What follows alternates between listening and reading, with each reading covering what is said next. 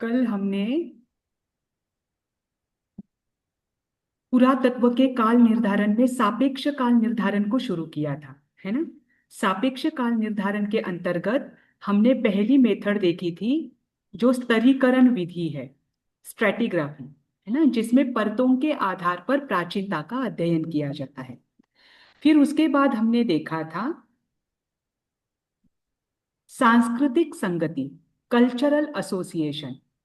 इसमें क्या किया जाता है, वस्तुओं को, जो पुरातत्व में मिले अवशेष है, उनको इतिहास के साथ जोड़कर उनके कालखंड को निश्चित किया जाता है ना।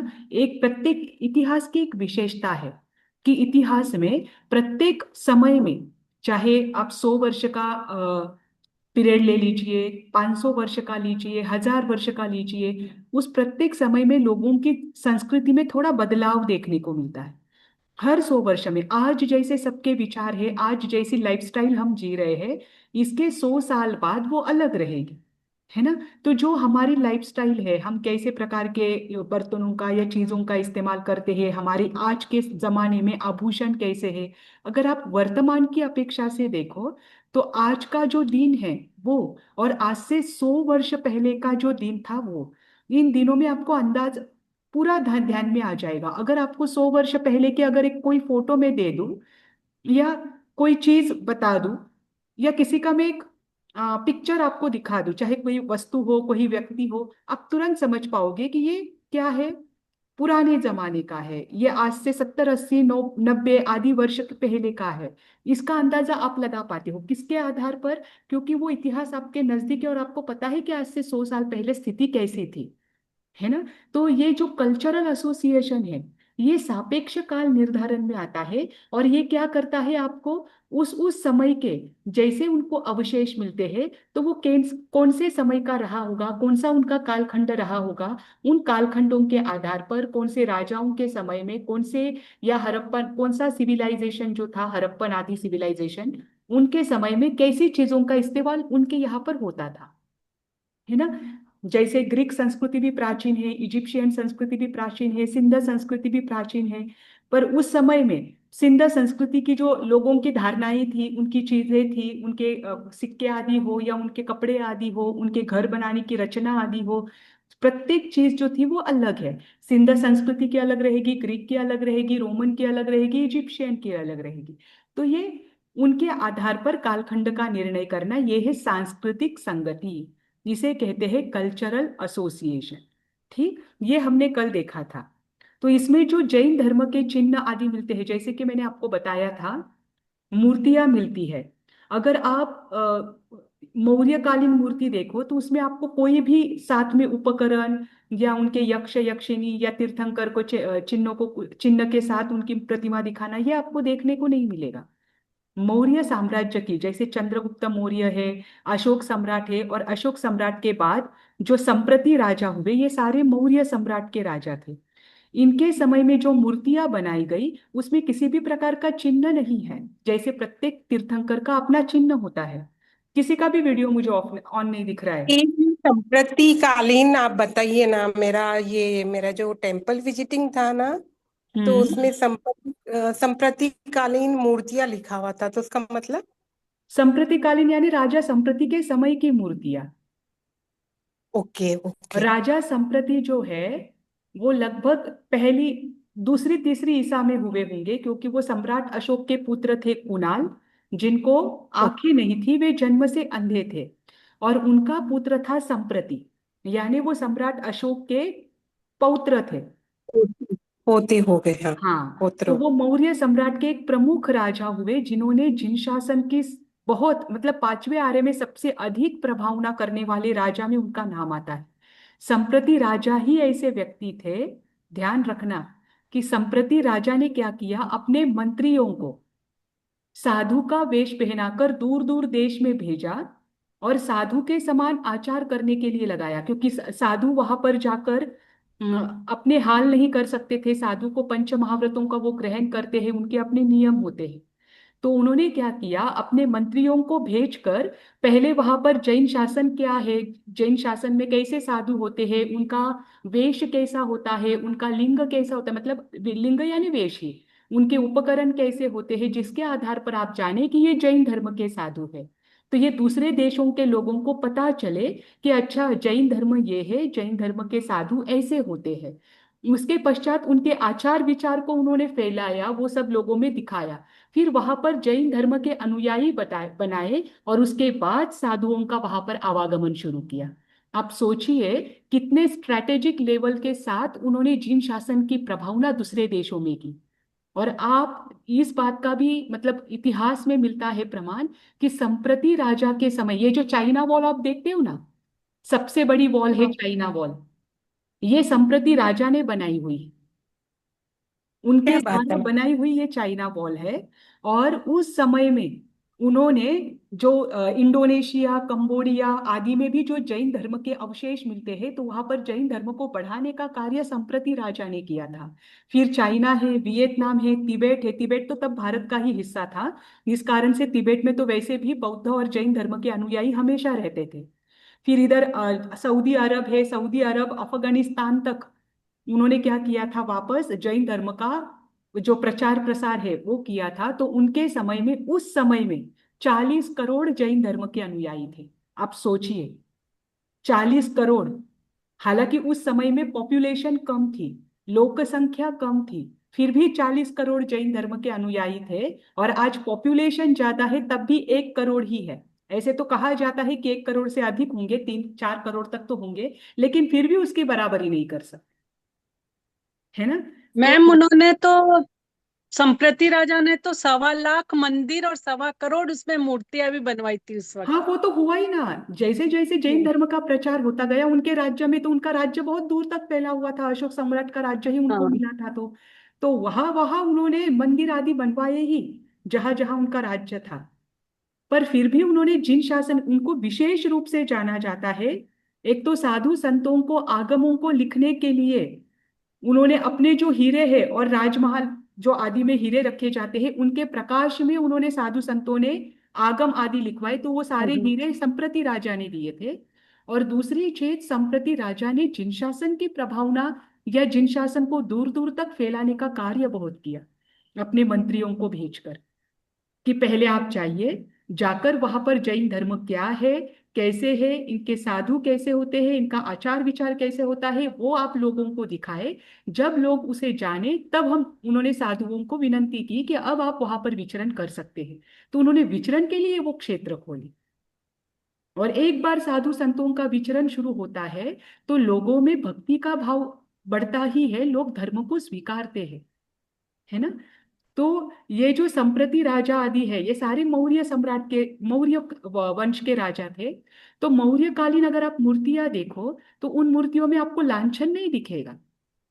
लांछन मतलब प्रत्येक तीर्थंकर का लांछन होता है, उसके आधार पर हम जानते हैं कि ये तीर्थंकर की ये मूर्ति है। क्योंकि सारे तीर्थंकर की मूर्तियां समान होती है, सारे तीर्थंकर दिखने में समान होते हैं, है ना। तो इस कारण से पहचानेंगे कैसे, तो उनके लांछन के आधार पर हम जानते हैं। पर जब मौर्य सम्राट थे, मौर्य राजवंश था, तो उस समय लांछन की प्रथा नहीं थी। तो अगर किसी मूर्ति में लांछन नहीं दिखता है और उस समय के पत्थर अगर वो दिखते हैं, जैसे आगे आएगा आपको निरपेक्ष काल निर्धारण में कि पत्थर के लिए कौन सी मेथड यूज किया जाता है, कि उसके आधार पर जाना जाता है ये कितना प्राचीन है। तो वो पत्थरों को अध्ययन करके और उन मूर्तियों की शैलियों को देखकर पता चलता है कि ये गुप्तकालीन है, ये कुषाण कालीन है, ये 7वीं शताब्दी की है, ये राष्ट्रकूटों की है, ये चालुक्यों की है। वो सारा पता चलता है उन मूर्तियों के आकार से ही। हाँ, ठीक। तो कल हमने ये देखा था कल्चरल एसोसिएशन। फिर हमने अगला शुरू किया था टाइपोलॉजिकल एनालिसिस। ये हुआ था क्या हमारा? नहीं मैम, दो ही हुए थे कल। अब टाइपोलॉजिकल एनालिसिस यानी कालक्रम तुलनात्मक अध्ययन, ये तीनों का मैं आपको भेद वापस बाद में समझाऊंगी कि इन तीनों में क्या अंतर है। पहले आप ये सोचिए, सुन लीजिए। ये जो आपको चित्र दिया है ये टाइपोलॉजिकल एनालिसिस है, आर्कियोलॉजिकल एविडेंसेस का, है ना। उन्होंने क्या किया है, सबको अलग अलग तरीके से डिवाइड किया है।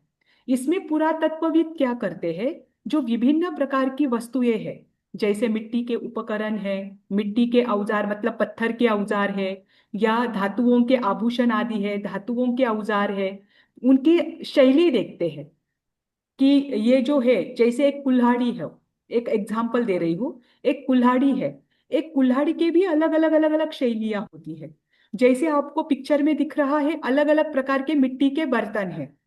एक पानी पीने का ही एक जो बड़ा रांजन उसे कहते हैं, वो जार जैसा है, वो भी आपको सब अलग अलग डिजाइन में दिखेंगे। देखो यहाँ पर जो है, हाँ, ये अलग दिखेगा डिजाइन, इसकी अलग दिखेगी, यहाँ पर अलग अलग दिखेंगे। ये सारे क्या किया है उन्होंने, डिवाइड करके रखा है, और लगभग कौन से समय में कैसी डिजाइन का इस्तेमाल होता था, उनको यहाँ पर उन्होंने चार्ट बनाकर रखा है। और उसके आधार पर इसको सिमिलर, इस जार को सिमिलर कौन सा जार है, उसकी जो है, उसका जो जो जार मिले हैं उनका समावेश उसकी कैटेगरी में किया जाएगा।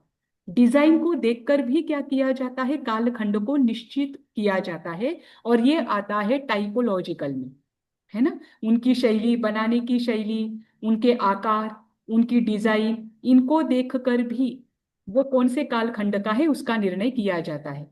जैसे कि आज अगर कंप्यूटर है, आप ध्यान रखना, कंप्यूटर की जब शुरुआत हुई तब मतलब जब पहली बार कंप्यूटर बनाया गया था, तब वो बहुत बड़ा था, है ना।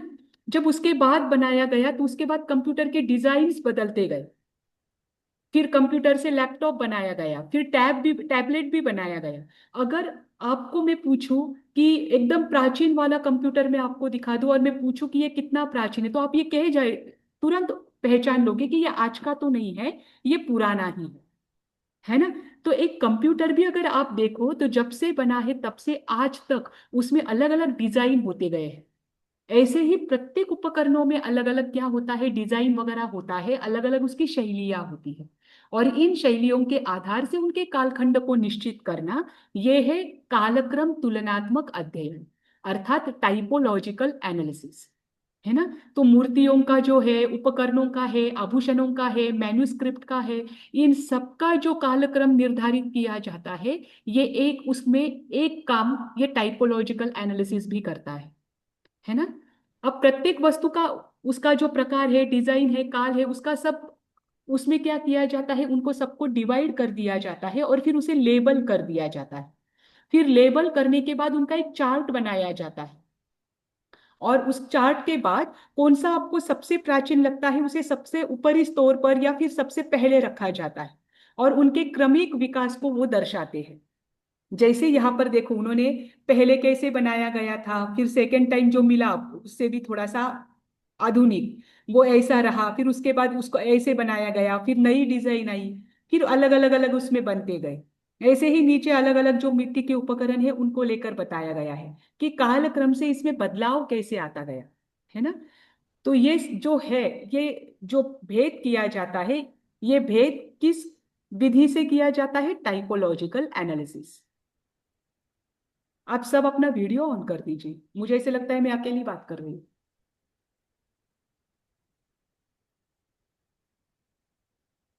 आपके मैम चेहरे ये पे पूरे की पूरे तो अखंड नहीं मिले होंगे ना मैम? नहीं, ऐसा नहीं है, कभी कभी टुकड़े भी मिलते हैं। तो देखो, टुकड़े जब है टुकड़े, ना अखंड हाँ, मिलते तो हैं फिर तब तो कोई टुकड़ों से कैसे पता चला होगा? नहीं, मैं बताती हूँ ना। जब अखंड मिलते हैं तब तो कोई दिक्कत नहीं आती, है ना। जब टुकड़े मिलते हैं ना, तब उनका जीर्णोद्धार किया जाता है। उन टुकड़ों को पहले अलग अलग टुकड़ों को ढूंढा जाता है। जब एक टुकड़ा आपको जमीन के नीचे मिला है, तो ये निश्चित है कि उसके बाकी के टुकड़े भी कहीं ना कहीं मिल सकते हैं। अगर मिले तो ठीक, नहीं तो उन टुकड़ों को रखा जाता है, उस पर की जो डिजाइन है उसके अंदाज से उसे पता चल दिया जाता है। जब टुकड़े मिलते हैं तो उन टुकड़ों को जोड़ने का काम किया जाता है। जब ऊपर का एक थोड़ा सा खंडित हुआ मिलता है, तो उसे आज के हिसाब से जीर्णोद्धार करके संभाल के रखा जाता है, और कभी कभी पूरे भी मिल जाते हैं। तो जैसे मिलते हैं वैसा अध्ययन करना उनके लिए आसान हो जाता है ना।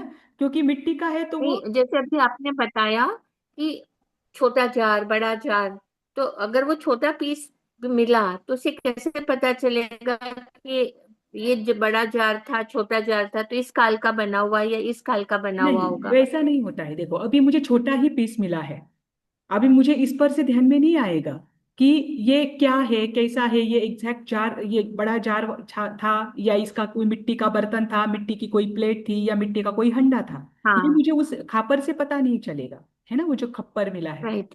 तो फिर मैं क्या करूंगी, उसके और राइट। जहां पर ये मुझे मिला है मैं ढूंढने का प्रयास करूंगी, क्योंकि इतना मात्र मेरे अध्ययन के लिए उपयोगी नहीं है। तो मैं ढूंढने का प्रयास करूंगी, अगर मिला तो ठीक, नहीं तो वो जो है उसे मैं भंडार गृह में रख दूंगी। जब उससे रिलेटेड कोई और चीज मुझे मिलती है तब मुझे अंदाजा लगेगा, अच्छा ये इससे रिलेटेड ये है। अगर उससे संबंधित, वो खापर आपको मिला है उससे संबंधित कोई और चीजें मिलती है तो उसे जोड़ा जाता है। अगर नहीं मिलती है तो उसे भंडार गृह में संभाल कर रखा जाता है, ताकि भविष्य में अगर कोई ऐसी सिमिलर चीज आए तो हमें ये काम में आए। तुरंत उसका निष्कर्ष नहीं निकाला जाता जब एक खापर मिलता है ना। ओके। अब देखिए, अब टाइपोलॉजिकल में होता क्या है कि एक, हमने देखा कि उनकी क्या करती की जाती है, डिजाइन के आधार पर, उनके आकार के आधार पर, उन वस्तुओं के प्रकार के आधार पर, संरचना के आधार पर उनका कालक्रम और उनका उपयोग क्या रहा होगा, इसका निश्चय किया जाता है ना। अब जैन धर्म से संबंधित टाइपोलॉजिकल के कुछ उदाहरण हैं, जैसे कि आपने देखा है, मैंने मूर्तिकला तो आपको बता ही दी। फिर मुद्राएं जो है, उन मुद्राओं को आप देख सकते हैं। फिर उसके बाद जो जैन धर्म के पूजा आदि के जो उपकरण होते थे उस समय, पूजा चाहे दिगंबर परंपरा हो, श्वेतांबर मूर्ति पूजक परंपरा हो, मूर्ति पूजक तो परंपरा नहीं थी, उसका नाम आज मूर्ति पूजक है, तब तो उसे चैत्यवासी परंपरा कहा जाता था।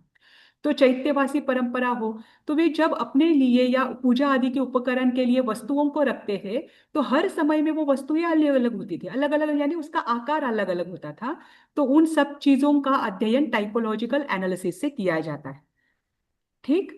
मैन्युस्क्रिप्ट का भी अध्ययन टाइपोलॉजिकल में हो सकता है, क्योंकि मैन्युस्क्रिप्ट का एक ये है कि प्रत्येक जो क्षेत्र बदला है उसके आधार पर कागज का प्रकार भी बदला है। तो ताड़पत्र के साथ साथ उस पर जो स्याही लिखी गई, जिस स्याही का इस्तेमाल हुआ है, उस स्याही का भी वहां पर वो भी स्याही अलग वहां पर यूज हुई है, अलग अलग क्षेत्र में। फिर कभी कभी सोने के पानी से भी लिखा जाता था, चांदी के पानी से भी लिखा जाता था। प्रत्येक क्षेत्र की अपनी डिजाइन होती थी, लिखने की अपनी पद्धति होती थी। जैसे आप उत्तर भारत में जाओगे तो वहां पर जो उत्तरी नागरी है या ब्राह्मी लिपि का, वहां पर उत्तरी भारत का स्वरूप था, ब्राह्मी लिपि ही थी, लेकिन वो ब्राह्मी लिपि अलग थी, उसे नागरी लिपि कहा जाता था, उससे ही देवनागरी बनी। फिर उसके बाद अगर आप दक्षिण भारत में आओ तो दक्षिण भारत के पांडुलिपियों पर ग्रंथम लिपि देखने को मिलती है, जिससे कन्नड़ा, तमिल, तेलुगु और मलयालम, और इसके साथ सिंहली लिपि, ये पांचों लिपि ग्रंथम लिपि से तैयार हुई है। अगर आप नेपाल में जैन धर्म के मैन्युस्क्रिप्ट देखोगे तो वहां पर प्रचलित लिपि का इस्तेमाल किया गया है ना।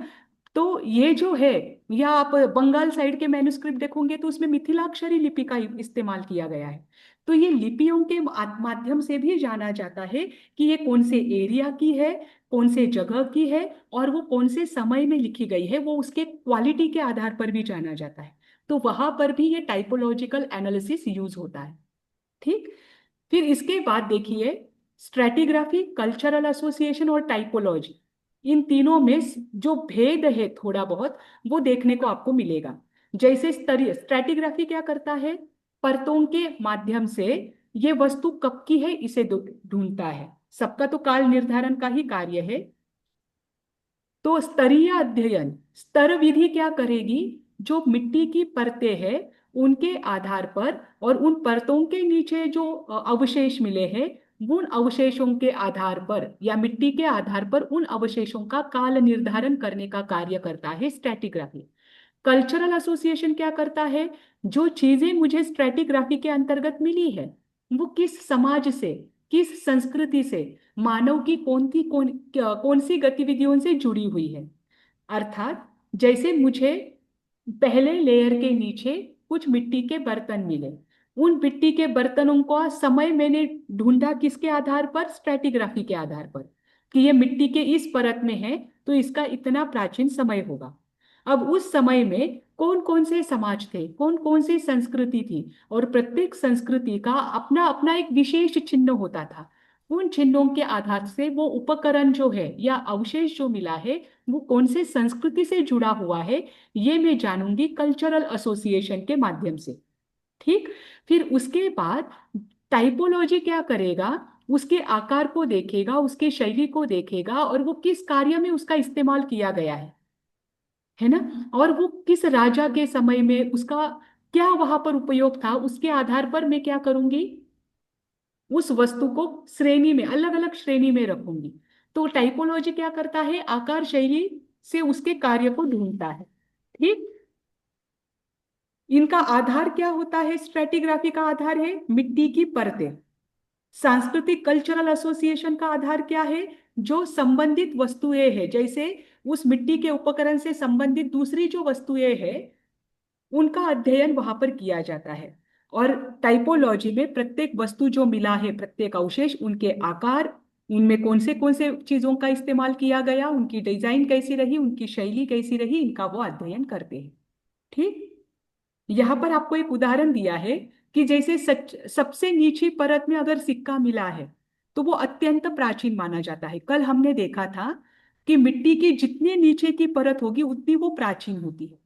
अगर आपको मिट्टी के सबसे निचले परत में कोई सिक्का मिला है तो वो सबसे प्राचीन है ना। ये काम कौन करता है, स्ट्रैटिग्राफी। फिर उसके बाद वहां पर वो सिक्का जो मिला है, उस सिक्का में क्या हुआ है, कोई जैन मंदिर का या जैन तीर्थंकर की प्रतिमा है, किसी जैन राजा की प्रतिमा है यहाँ पर, या वहां पर कोई जैन स्लोगन लिखा हुआ है, जैन मंदिर के बाजू में मिला है।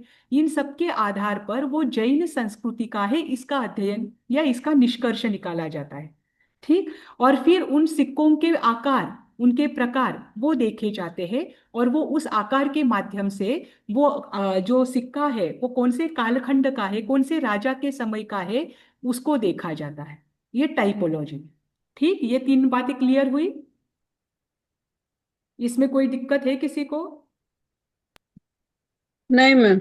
हाँ, अब देखिए निरपेक्ष काल निर्धारण। निरपेक्ष काल निर्धारण में हम 4 विधियों को देखेंगे। निरपेक्ष का अर्थ होता है, अब इसमें कोई अपेक्षा नहीं है। अब इसमें आप उस वस्तु की जो आयु जानोगे, या वो वस्तु कितनी पुरानी है, कितनी प्राचीन है, ये जब आप निष्कर्ष निकालोगे तो वो निष्कर्ष सटीक होगा। क्योंकि ये जो निरपेक्ष काल निर्धारण की विधियां है, ये वैज्ञानिक विधियां है, ये विज्ञान के आधार से जानी जाने वाली विधियां है। ठीक। उसमें सबसे पहला आता है रेडियो कार्बन डेटिंग। वीडियो सब ऑन करे, मात्र सविता जी और इंदिरा जी ही दिख रहे हैं मुझे। हाँ, अब दिखे। ठीक। अब रेडियो कार्बन डेटिंग क्या करता है वो देखिए। आपने सुना है C14 कार्बन कंपाउंड होता है।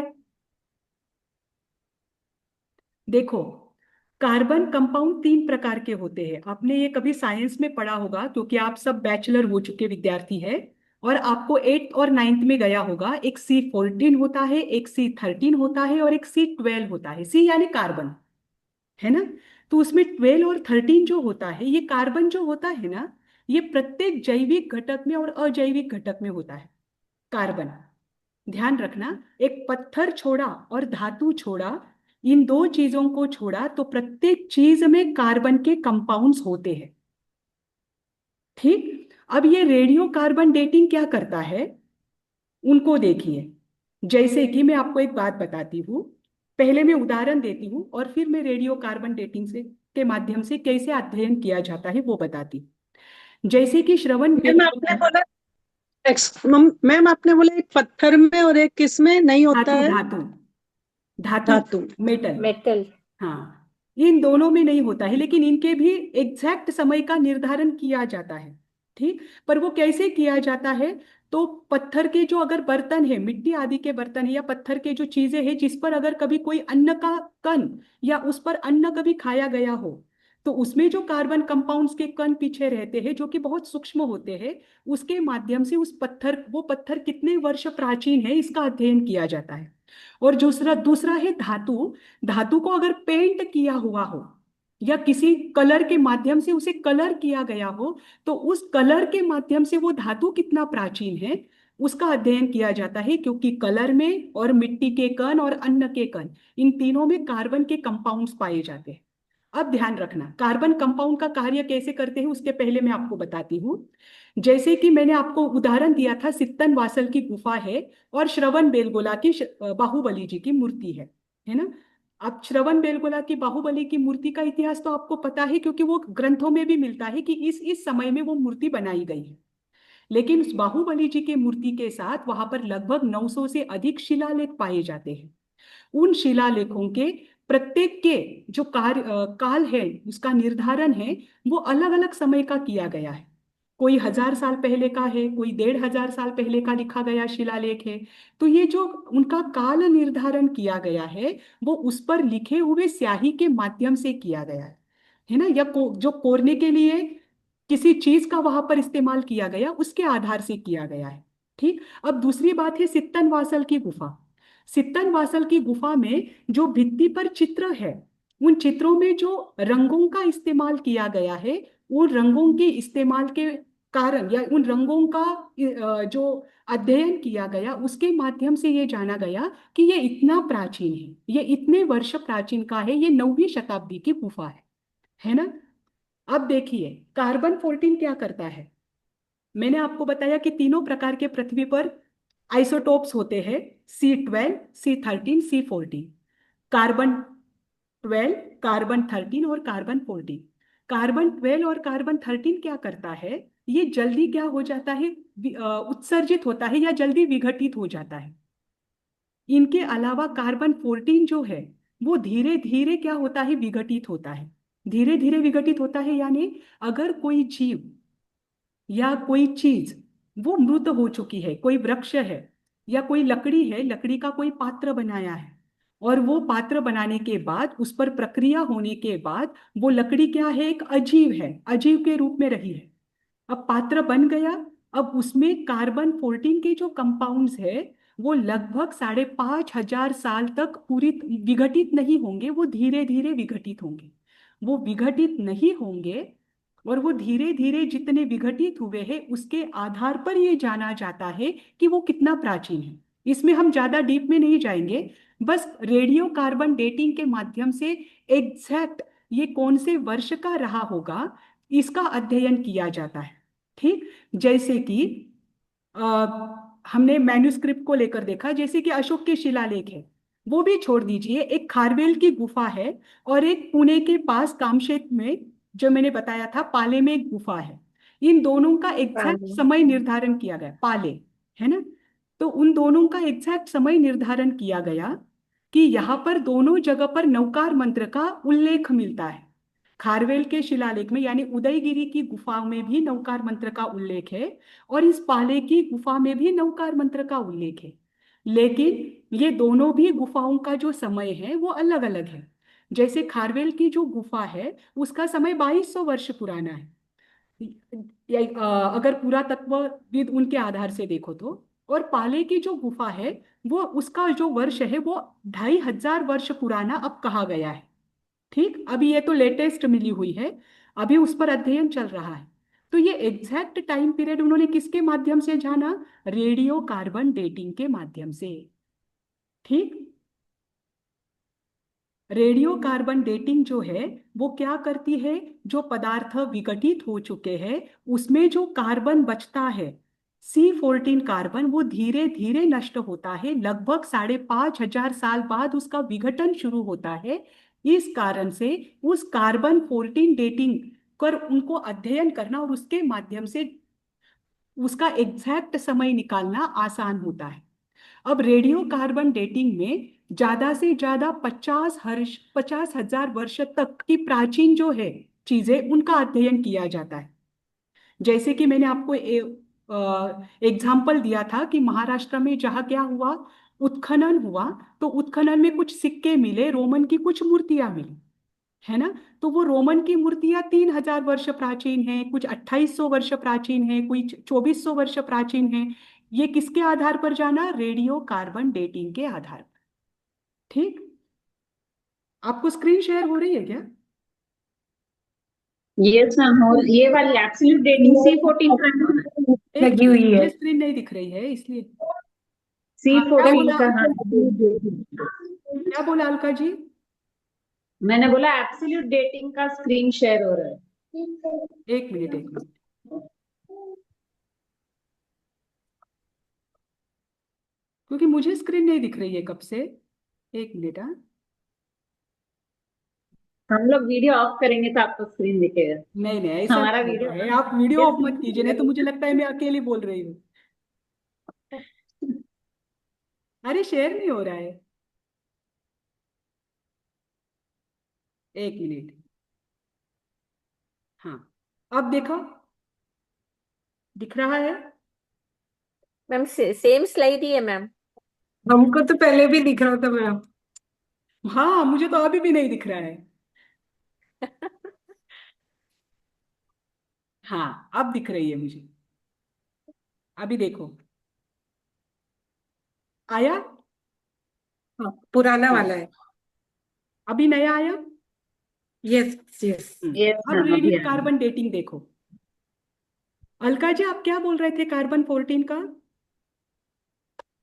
आपने पूछा ना स्क्रीन शेयर हो रही है क्या, तो मैंने बोला हाँ C14 वाली स्क्रीन शेयर हो रही है। अच्छा अच्छा, हाँ, ठीक है। तो रेडियो कार्बन डेटिंग में महत्वपूर्ण क्या है? ये जो गुफा आदि है, गुफा आदि में पाए जाने वाले उपकरण आदि है जो कि मिट्टी के हैं, पेड़ की छाल है, कभी कभी जो बाहर का, अगर आप आर्कियोलॉजिकल पुरातात्विक अवशेषों को देखें तो उसमें कुछ लकड़ी के भी पात्र आदि उपकरण आदि होते हैं, हड्डियां भी पाई जाती है, इन सब का कपड़े आदि होते हैं। एक पत्थर और धातु को छोड़कर जो भी चीजें मिलती है जो कि कार्बन से आधारित है, उन सब का एग्जैक्ट काल निर्धारण किया जाता है ना।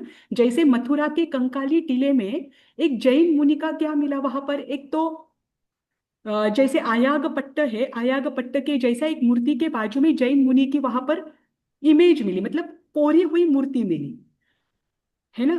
तो वो उसका भी जब अध्ययन किया गया, तो उसका भी अध्ययन करने के बाद क्या पता चला कि ये भी क्या है, 2500 से साल पुरानी है, 2500 वर्ष से अधिक प्राचीन है। तो उस समय में भी एक जैन मुनि, श्वेतांबर मुनि थे वो क्या करते थे, एक खंड वस्त्र रखते थे और छोटा रजोहरण रखते थे। उनका अध्ययन किया गया। तो ये एग्जैक्ट टाइम पीरियड ढूंढने का काम रेडियो कार्बन डेटिंग करता है, कार्बन के माध्यम से करता है। कार्बन 14 के जो कंपाउंड्स होते हैं उनके आधार पर इसका अध्ययन किया जाता है, और ये ज्यादा से ज्यादा 50,000 साल पुरानी तक की वस्तु का एग्जैक्ट समय निर्धारण हमें करके देता है। ठीक। अब ये आपको बताने की आवश्यकता है कि रेडियो कार्बन डेटिंग का जैन अवशेषों में कहाँ उपयोग रहा है। जैसे कि मैंने आपको बहुत सारे अभी दिए हैं उदाहरण, जैसे जैन मुनियों के द्वारा उपयोग किए गए वस्त्र आदि हो, उनके जैसे रजोहरण आदि है, उनके अन्य अवशेष है जैसे पात्र आदि हो, इनमें भी उसका उपयोग होता है। अब दूसरा है, देखो, थर्मोल्यूमिनिसेंस डेटिंग। इसका भी इस्तेमाल जो जैन प्राचीन मूर्तियां आदि है उनके लिए किया गया है, कि उसके आधार पर जाना है कि ये कितनी प्राचीन है और कितनी पुरानी है। ठीक। अभी देखिए, थर्मोल्यूमिनिसेंस में किसका अध्ययन किया जाता है, जैसे कि रेडियो कार्बन में C14 का अध्ययन किया गया था। यहाँ पर अध्ययन किया जाता है कि ये जब मूर्ति आदि बनाई, इस पत्थर को जब गर्म किया गया था तो लास्ट टाइम उसे कब गर्म किया गया था, उसके आधार पर क्या करते हैं, जैसे कि जो जो चीजों को गर्म किया जाता है, जैसे बर्तन है, मिट्टी के उपकरण आदि है, आभूषण आदि है, मूर्तियां आदि है, इनको गर्म किया जाता है ना, आकार देने के लिए हो या उसे स्थिरता प्रदान करने के लिए हो।